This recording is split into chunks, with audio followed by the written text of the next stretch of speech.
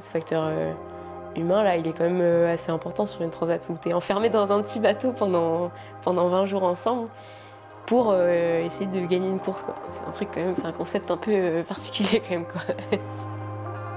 Ça représente une belle aventure d'aller à Saint-Barth sur un bateau. On s'entraînait tout l'hiver pour performer, donc on va essayer de faire ça bien.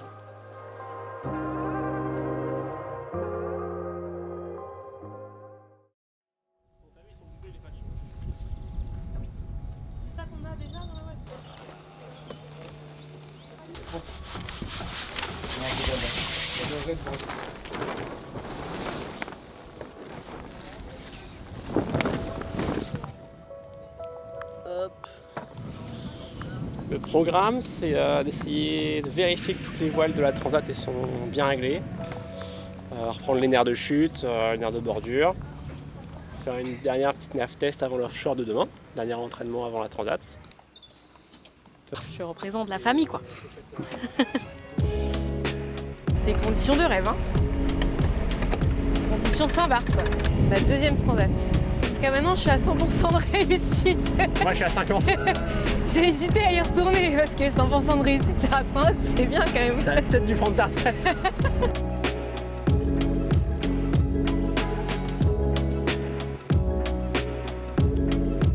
Il y a 2 ans, c'était la première fois que je traversais l'Atlantique de ma vie sur la transat Paprec et c'était vraiment une super expérience. Et en plus, on la gagne, donc forcément, c'est trop bien. C'est un bel avantage. Je pense que je pars avec la meilleure équipière du plateau et on a assez bossé cet hiver pour être serein, donc on y va assez détendu. Et ben, on s'est beaucoup entraîné, on a passé pas mal de temps sur l'eau. On a au fur et à mesure mis en place des petits automatismes, de manœuvres, de fonctionnement à bord, sur les départs, sur les longs bords, sur les manœuvres, sur un peu tout ça.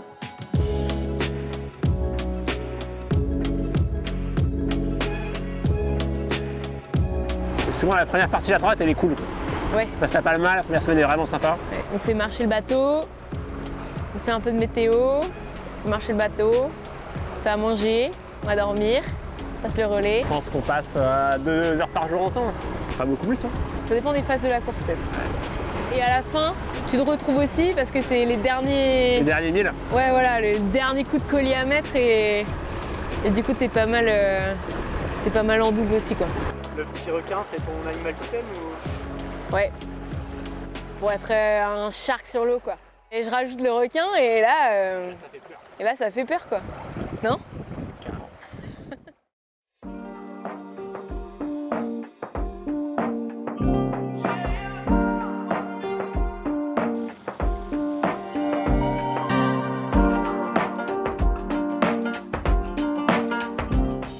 La transat Paprec, c'est la seule transat en monotypie et en double mixte. On part de Concarneau, on passe un point au nord des îles Canaries et on traverse jusqu'à Saint-Barth, l'arrivée. On est tous armes égales, tous sur le même bateau. Donc ça se joue à des petits détails comme toutes les courses en Figaro, mais là à l'échelle de l'Atlantique et du coup sur une durée beaucoup plus longue. Une transat, c'est vraiment du large. On a vraiment des gros systèmes à aller jouer. C'est vraiment de l'endurance. On n'est pas sur la solitaire du Figaro où c'est un mixte sprint endurance en côtier. On va vraiment chercher des gros systèmes, on est au large, on a des vrais enjeux météo à jouer. Il ne faut pas que aller vite, il faut aussi aller au bon endroit. Il faut pousser tous les curseurs, météo, technique, humain, tout à fond. Nous, on est 2 skippers massifs. Avant la sélection, on était concurrents sur l'eau, mais on ne se connaissait pas forcément très bien. Il faut apprendre à se connaître, à savoir comment chacun fonctionne et comment on va faire chacun pour que le binôme fonctionne du mieux possible et qu'on soit le plus performant possible. Du coup, nous, pour ça, on a fait une coloc tout l'hiver pendant 2 mois à Port-la-Forêt.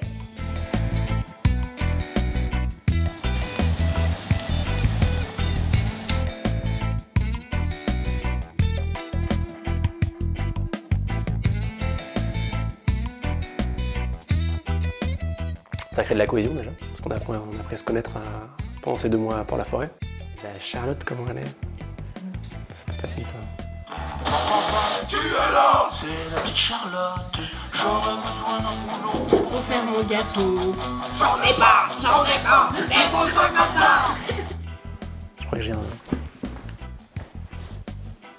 Tu m'arrêtes, tu m'as rigolé. Alors Charlotte, elle est vert et jaune, et moi je suis bleu et rouge. Alors voilà, là on sait qui est comment et comment communiquer avec l'autre. Bleu et rouge, c'est les gens un peu carrés, un peu chiants comme moi. J'ai vu 3 tablettes de chocolat dans le sac du go, j'ai dit bon alors là on va jamais tenir une transat entière, c'est pas possible. T'en as combien en tout là? J'en ai pris 6 ou 7. Ça va être tellement lourd. Et jaune et vert, c'est les gens un peu plus fun et un peu moins carrés comme je rate. Je rappelle l'entraîneur de l'Ormanadou. Ah ouais. Bah là, j'adore. Mais c'est quoi ces moyennes là? Non mais Hugo, c'est quoi ces moyennes là? Tu crois qu'on va arriver quand à Saint-Barth? L'année prochaine? On s'entraînait la journée sur l'eau sur le bateau ensemble. Et puis le soir, on n'avait pas l'impression de bosser, mais en fait on débriefait de manière plus informelle à la maison. On continuait quand même à vivre, à dormir et à manger transat. Et du coup, je pense qu'on a bien poncé le dossier. Ça. Ah ouais. Jour 5, on mange ensemble. Ouais. Apéro. Ah, je kiffe.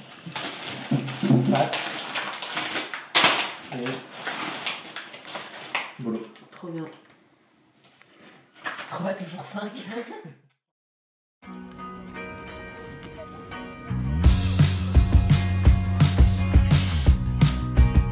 Aujourd'hui il fait beau, donc je profite pour tout donner sur la partie extérieure. Mais on va faire petite inspection du mât avec les skippers. Plonger en fin de journée pour nettoyer la coque tant que l'eau est à peu près propre.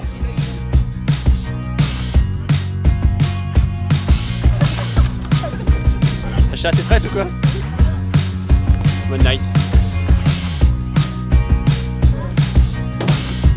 L'ordinateur c'est good. Les voiles c'est presque good.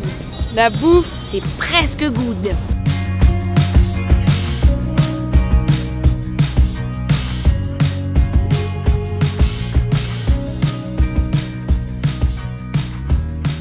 On a fait 2 briefings météo, on attaque le 3e. On sera donc à Concarneau à l'arrière d'une dépression avec ce régime de nord-ouest encore assez vigoureux, tonique, de l'ordre de 20 nœuds.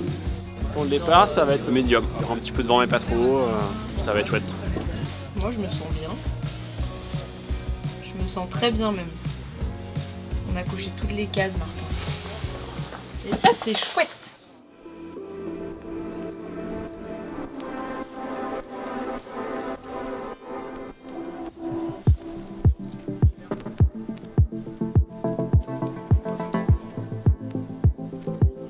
On a hâte de larguer les amarres, ça tombe bien, on part dans les premiers, donc on a hâte de se retrouver sur l'eau et de préparer notre départ et de partir vers le large.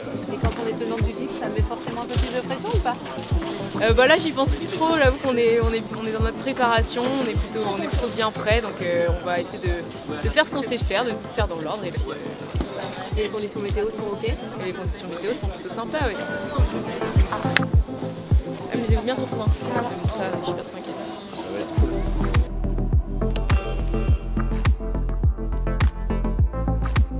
Est-ce que le grand Hugo Dolan est plus motivé que jamais? Là, on est là pour ça. Hein. Regarde le public avec ton sourire qui t'a rendu légendaire. Ouais, j'adore la photo. Merci. Applaudis une dernière fois.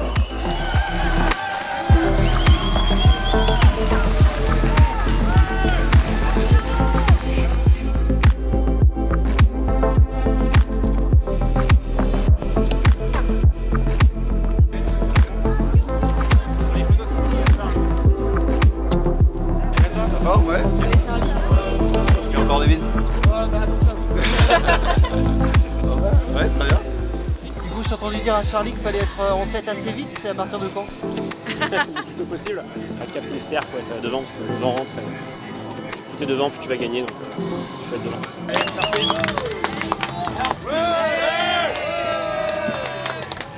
Allez, bon, envie d'aller à toi là. Merci Marius, merci pour Pierre.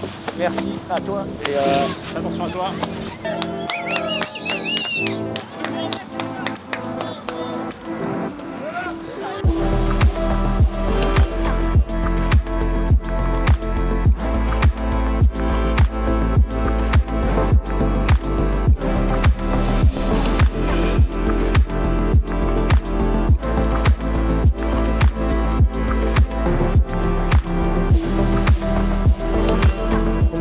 On a un bon bateau, donc on va essayer de faire les choses bien, de se donner à fond et et essayer de faire du mieux possible. Enfin, l'avantage du transat, c'est que tu fais beaucoup de milles. Donc tu prends beaucoup de sensations sur le bateau. Le fait de le faire en double, bah, t'apprends l'autre, quoi. Tu vois comment il fait, comment il réfléchit, comment... C'est tout bête, mais comment il dort, comment il mange, comment... Et puis je pense qu'on va tous les deux apprendre de ça, quoi. Je pense qu'on va tous les deux en sortir un peu plus fort en art et je pense que ça va se ressentir sur la solitaire. Bienvenue à bord de Massif, c'était un super départ, un très beau parcours côtier, on est très contents. On est content d'être parti au large et de pouvoir faire route vers le sud-ouest. On va chercher un petit front et pour l'instant tout va bien à bord. Hugo aux manettes, il nous fait aller vite donc c'est super.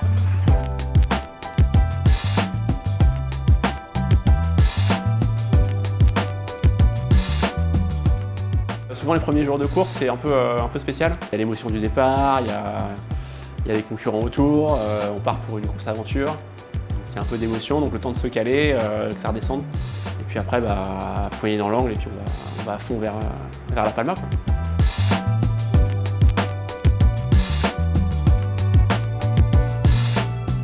On est en golfe de Gascogne. Moi je me réveille. Chacha qui paraît pendant que je fais la sieste. Et voilà, on attaque.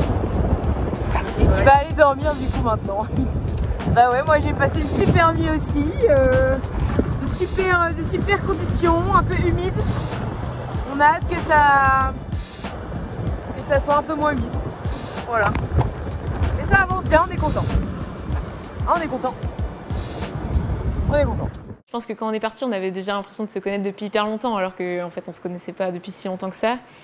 Et on avait aussi bien anticipé justement toute cette organisation du bord. On avait un peu balayé tous les sujets, l'énergie qu'on avait envie de mettre, le temps d'écart, le rôle de chacun, les manœuvres, la météo. Enfin, on avait balayé vraiment tous ces sujets-là. Et du coup, je pense que aussi avec notre expérience chacun d'avoir déjà fait une transat, on était vraiment prêts, on savait à quoi s'attendre.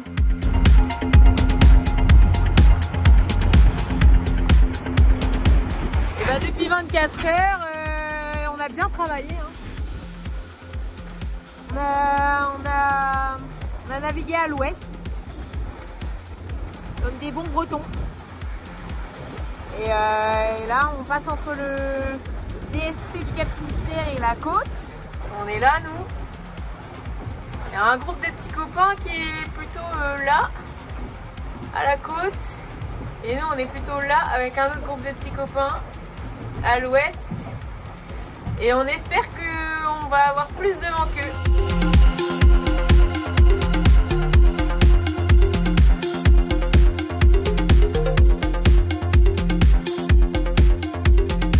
On passe le Cap Finistère. On va reprendre la tête. On va fêter ça. Charcuterie fromage. Rillettes de poisson. C'est la fête! Et des petits radis. On est un peu healthy quand même. Voilà, il y a le Summer Body à Saint-Martin. J'essayais d'aller bien en profondeur dans l'analyse de la météo et tout. C'était rigolo parce que moi je lui racontais un peu le fil du truc avec le feeling que j'avais. Et Hugo il venait rajouter son pragmatisme et voilà, les éléments un peu factuels. Et... S'empêcher l'un l'autre d'aller trop loin dans l'option. Vu que la météo était un peu incertaine des fois, c'était bien d'avoir quelqu'un qui dit attends, tranquille. On s'est un peu contenu là-dessus. Et ce qui nous a permis de ne pas faire trop de fautes.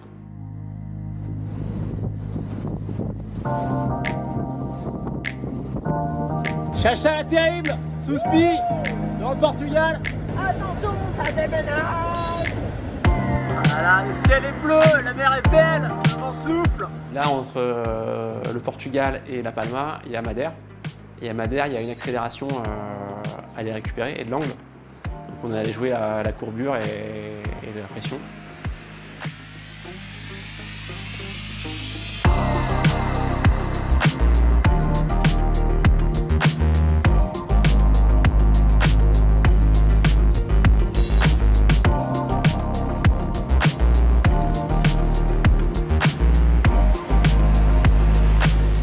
Direction le sud, première étape les Canaries.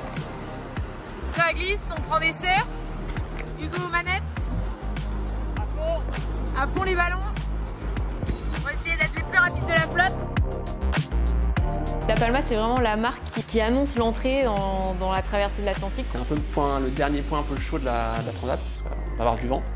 C'est un peu le dernier petit stress. Et après, on est content d'attaquer la transat et pouvoir choisir des vraies options, nord-sud, route directe. Et non, on avait hâte de traverser.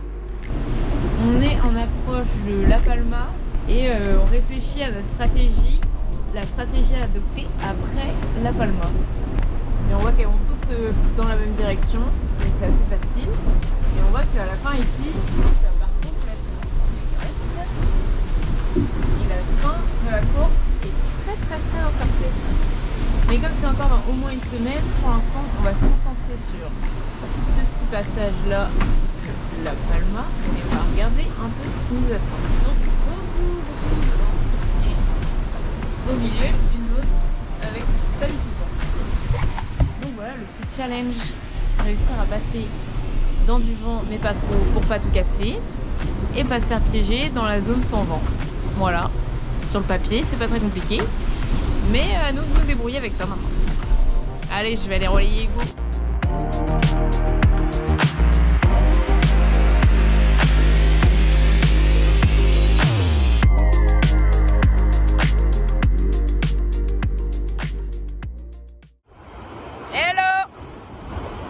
Ça y a déjà une semaine qu'on est parti sur la Transat Paprec et cette nuit on a passé le waypoint de La Palma et on l'a passé en deuxième position. C'était super serré, je pense qu'on était 8 bateaux à passer en une demi-heure, un truc comme ça. Donc c'est la Transat en Figaro, tient toutes ses promesses. Hein. Une course super serrée où rien n'est jamais joué. Maintenant, on est parti pour traverser l'Atlantique, quoi. Ouais, là c'est parti. Ça y est, on fait route à l'ouest, direction Saint-Barbe. Voilà. On était en forme à La Palma. On avait un bon rythme avec Charlotte. On est arrivé à bien se reposer, à bien se nourrir. On était vraiment prêt pour attaquer la suite.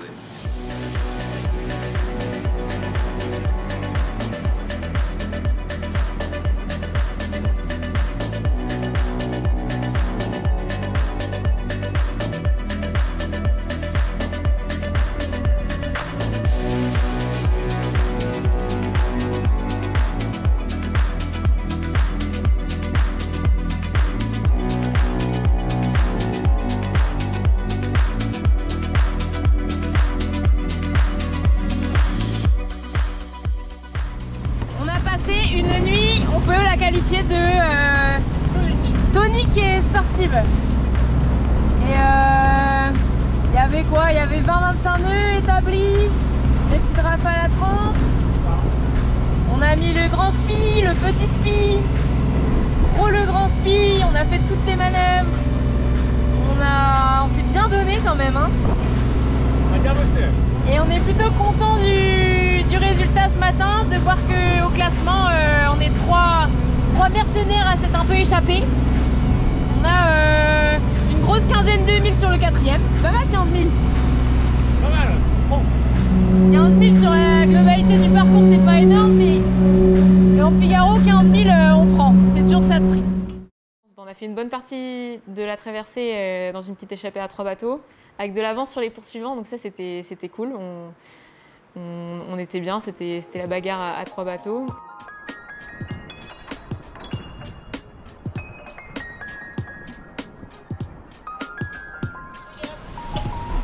Salut les copains.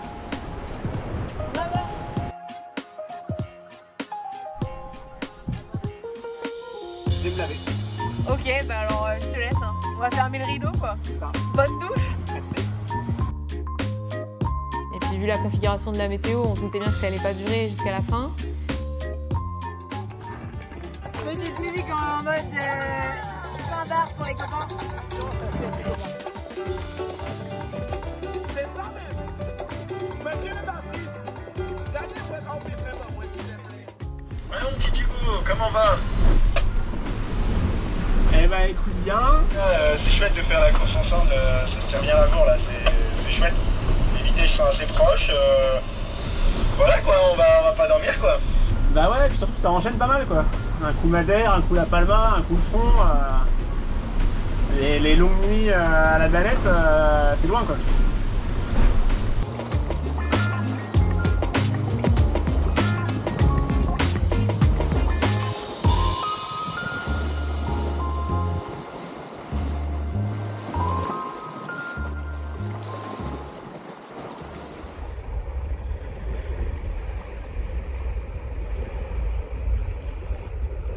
C'est le 16e jour à bord de Massif. Comment ça va Hugo? Il vient de buter dans la molle. Qu'est-ce qu'il y a derrière toi là-bas? Il y a un méchant grain qui vient de nous aspirer tout notre vent. On vient de s'arrêter pendant 3 heures. Ouais. Entre deux grains comme ça qui sont vidés côte-côte et nous on s'est retrouvés au milieu avec 0. Voilà. Et là on retouche les premiers brins d'air. Sauf que c'est du vent qui vient d'où? Le vent qui vient du nord. Alors que normalement le vent doit venir du sud-est. Ouais, c'est-à-dire à l'opposé quoi. Déjà on a du vent, c'est mieux que les 3 dernières heures où on commençait à devenir un peu fou. Et voilà, la course n'est pas finie hein. C'est un nouveau départ aujourd'hui pour toute la flotte. Après 15 jours de course, les compteurs sont remis à 0. Voilà. On aurait dû rester sous la couette et attendre le 15e jour de course pour s'arracher. Ah là là. On est inspiré. Et ben on va continuer à se bagarrer hein, on va continuer à se bagarrer. Let's go. La bulle sans vent elle s'installe, c'est sûr qu'il fait, c'est super dur dans la tête parce qu'on avait de l'avance sur le groupe de derrière et on voit l'avance qu'ils font comme neige au soleil. Et dans la tête c'est dur. À ce moment-là il y a eu un petit coup dur, un petit coup de mou, mais qui n'a pas duré très longtemps et on s'est quand même vite remobilisé, vite soutenu et reparti à fond quoi. Et ouais, on n'a pas lâché, quoi. On a pris toutes les bascules, on a enlevé toutes les algues dans la quille, toutes les sargasses. Charlotte, elle n'a pas lâché, et du coup, ça motive, et on s'est un peu tiré vers le haut dans cette phase-là. J'ai découvert que Charlotte était vraiment une machine. Elle est impressionnante, elle a une volonté assez ouf. Et c'est vrai que quand j'allais dormir et j'entendais la corde à nœud qui passait sous le bateau toutes les 5 minutes, les manivelles qui tournaient sur le pont, tu te dis que ça, tu peux dormir, le bateau il va vite et c'est assez chouette.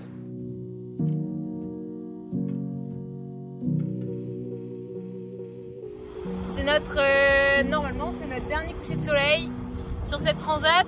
On est à 59 000 de l'arrivée, donc plus que quelques heures avant le dénouement de cette transat qui nous aura bien... Un rebondissement. Ouais, pleine de rebondissements. Donc voilà, nous on ne sait pas où sont nos concurrents, on fait notre route, on fait notre stratégie, on continue à tirer nos bords et on espère qu'on navigue dans le bon sens, en espérant être devant et pouvoir conclure ça à Saint-Barth à l'arrivée. Voilà, on est à fond en tout cas, on lâche rien. Un petit peu ta peur, c'est bien.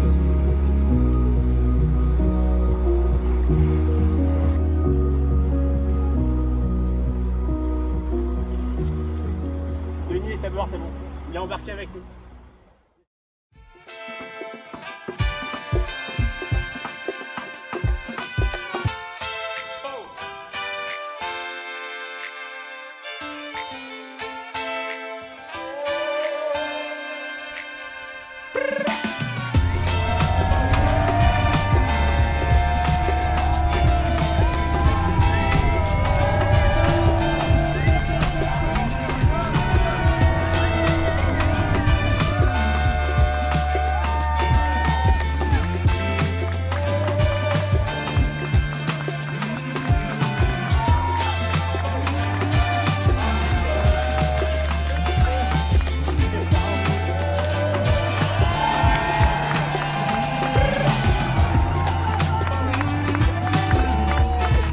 À l'arrivée, c'est beaucoup d'émotions, hein. Ça faisait 19 jours qu'on était en mer à s'arracher. Trop content de gagner, trop content du doublé de Charlotte. On se regarde dans les yeux avec Hugo, on est trop contents quoi. On a réussi tous les deux à aller chercher la victoire sur cette transat qui était vraiment pas facile.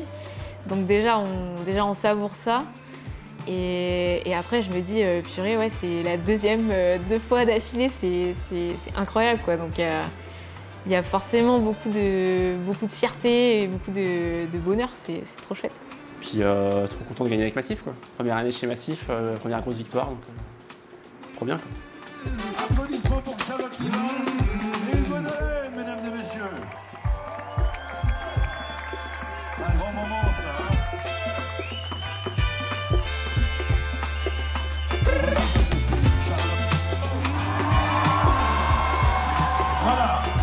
La force du binôme sur cette transat, je pense que c'est l'envie de gagner, quoi. On avait tous les deux vraiment envie de gagner, on a tout donné du début à la fin. Et on n'a pas lâché un centimètre, on n'a pas lâché, quoi. Je pense que j'ai beaucoup progressé et j'ai beaucoup appris à naviguer avec Hugo. Ça va forcément m'aider pour rebasculer en solo. Et je pense que ça va être chouette de se bagarrer l'un contre l'autre et d'essayer d'aller chercher les 2 meilleures places possibles pour la Massif, on va dire.